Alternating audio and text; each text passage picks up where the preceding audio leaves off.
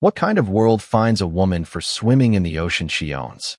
I stood on my island's shore, salt water dripping from my hair, staring at the $1,000 fine clutched in my hand. The ink bled slightly where my wet fingers gripped it, but the words were clear: unauthorized use of coastal waters. My name is Lila, and this tiny island off the Carolina coast was my sanctuary, bought with every penny of my savings. 3 years ago, I left a soul-crushing corporate job to build a life here, a simple cabin nestled among palms, where the waves sang me to sleep. The HOA, a clique of mainland elites who own neighboring islands, had other plans. They claimed jurisdiction over my shore, my sea, my freedom. Their president, Richard, delivered the fine himself, his yacht gleaming smugly in the distance. His smirk said he enjoyed this. I wasn't always a fighter. Growing up, I avoided conflict, kept my head down. But something snapped that day. The fine wasn't just paper. It was a leash, a claim on my autonomy. I dove into their rulebook, a labyrinth of petty regulations. Buried in fine print, I found their Achilles heel. The HOA board, including Richard, had been skimming dues for personal projects, yacht upgrades, private parties. I had proof, emails accidentally forwarded to me by a careless treasurer.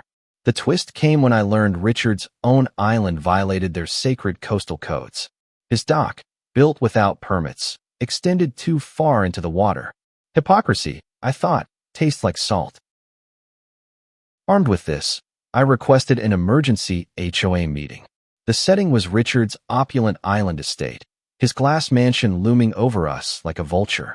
I faced him, the treasurer, and 2 other board members, their faces a mix of boredom and disdain.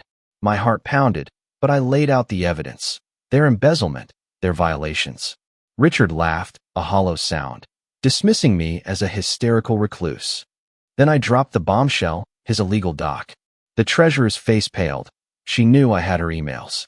I proposed a vote: dissolve the HOA's coastal oversight or face exposure. Richard's eyes narrowed, his voice low. You're playing a dangerous game, Lila. I held his gaze. So are you. The meeting erupted. Richard shouted, accusing me of fabricating lies. The other members wavered, sensing the tide turning. I pushed harder, revealing my final card. I joined the HOA board myself, quietly elected by a few sympathetic neighbors. As a member, I could propose fee adjustments. I suggested a $10,000 increase in annual dues to fund coastal restoration, a direct hit to their wallets. Richard lunged forward, his face red, but the treasurer, desperate to avoid scandal, sided with me. The vote passed, 3-1.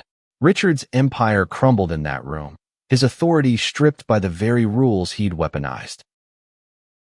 The fallout was swift. Richard resigned, his dock dismantled under new scrutiny. The HOA's grip on my island dissolved, and I swam freely again, the waves no longer a battleground.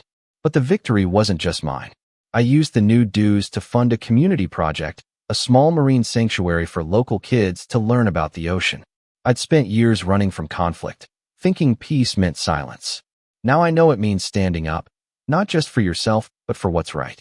The ocean taught me that its tides don't ask permission to rise. They just do.